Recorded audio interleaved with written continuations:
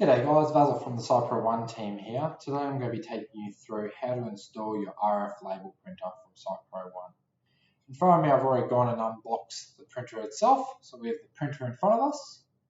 Some other things that come with the printer are your ribbon media holders, a spare core, and then on your right side you have the labels and the ribbon.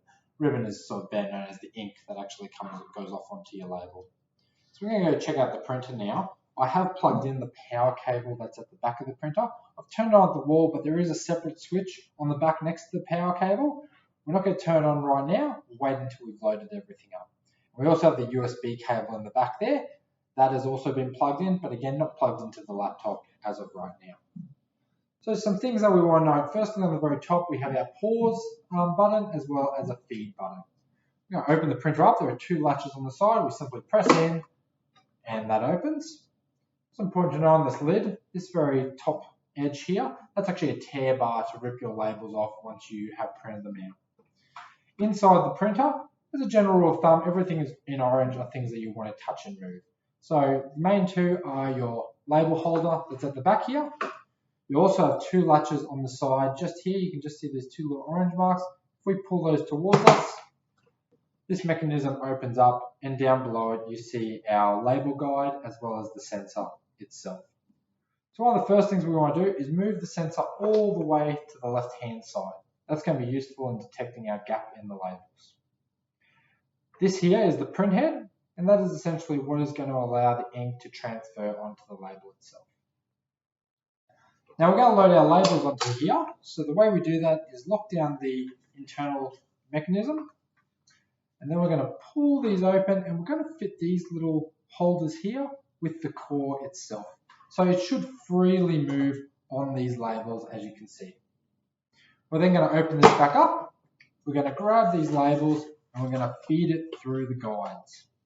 If they're not wide enough, just move them out larger, and you can do that and then pull them back in. You don't want them to be forcefully pushing the label in, just enough to hold them as a guide. Now the sensor itself, with the sensor we have an orange, and then in the middle we have a little black knob, as you can see there. What we want to do is just find a gap in the first label, like you can see, line it up with the sensor, and push that black knob just in line with the gap, as you can see there.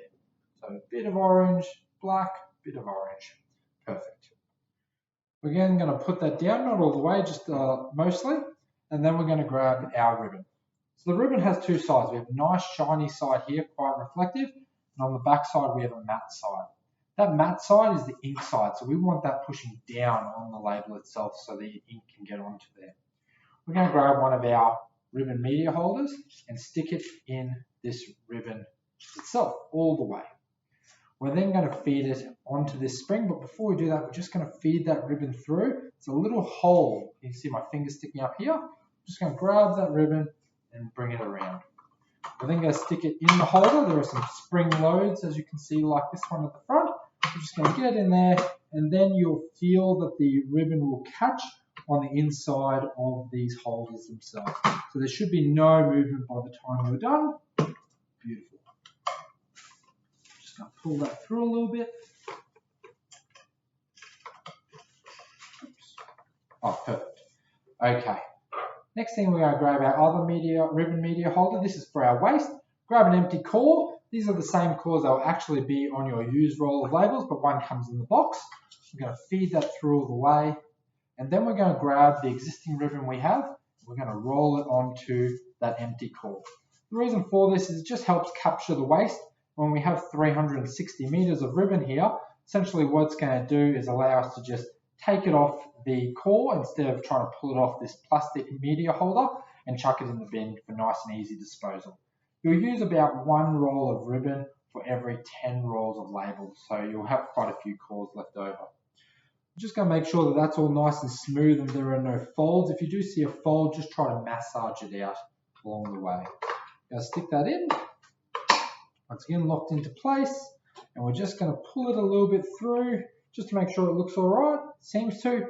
And then we're going to lock it down. Now when we lock it down, there are going to be two clicks, one on each side, so we have one on our right and one on our left. You can push them down together, but just make sure you try and listen for both the clicks. Same with the lid, there are technically two clicks, one and two, they're just a little bit quieter. Okie dokie.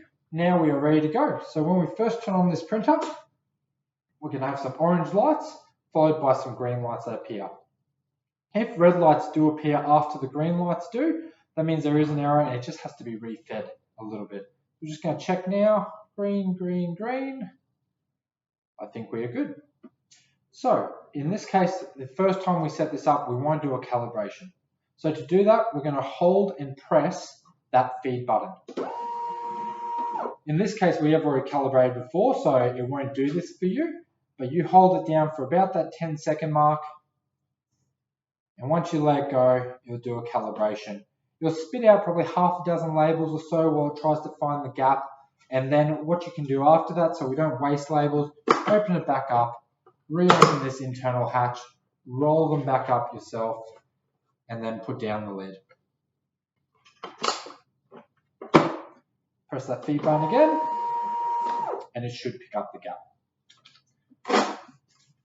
That's how you install the printer. What we're going to do now is move on to the driver installation of this video.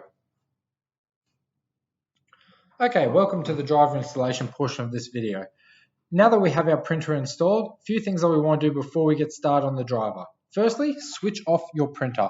This can be done either at the power plug at the wall or just the switch behind the printer. So I've just done that. I'm also going to take that USB cable that I had previously unplugged and plug it into my laptop. Once again, power off, USB plug in. By now you should have received a web link or the actual file to install the printer. It will look something like this once you've put it on your PC. We're just going to run that application now. So this will be clicking a lot of accepts and next, but I will take you through it anyway. So we're going to accept the terms of the license. We're going to pick our installation point. We're going to remove the read instructions and we're going to click finish. At this point, a little notification for admin will come up. Just go through that. And then at this point, we'll have the new wizard open. So we're going to install the printer driver. When we get to this page here with the magnifying glass swirling around, we want to go back to the printer and now turn it on. Immediately, it should pick it up. We're just going to click next. That's the Bixlon XD543T. We can rename the printer at this point in time. So I'm going to give it a call it label printer. Click next, and we're going to finish that off. That should only take a few moments. After we've done this, we're going to go in and change a few of the printer settings itself. This is a once-off. Once you've done this, you'll never have to do it again, except if you get a new laptop or install it on a new laptop. We're going to close. So press your Windows button now, or just scroll down to the bottom left-hand corner and open this up. Type in the word printer, and printers and scanners will appear at the top. We're going to select that. We're also going to look at our Bixlon printer that we've just installed and click Manage. At this point, we want to click on the Printing Preferences. And then on the left-hand side here, you'll have Page Setup. Now, I'll have a few additional options in here because I've already pre-installed it, but usually you'll see the user, the 2x4, the 4x4, and the 4x6. The user can't be deleted, but every other one in there we do want to delete. So I'm going to delete everything, including my custom ones. Just keep going, delete yes, delete yes, delete yes. And once we're done, the user will appear back and that'll be the only option there. We're then going to click New. And we're going to name our first one 150. This is going to be for the 150 label. And change the 101.6 in height to 150.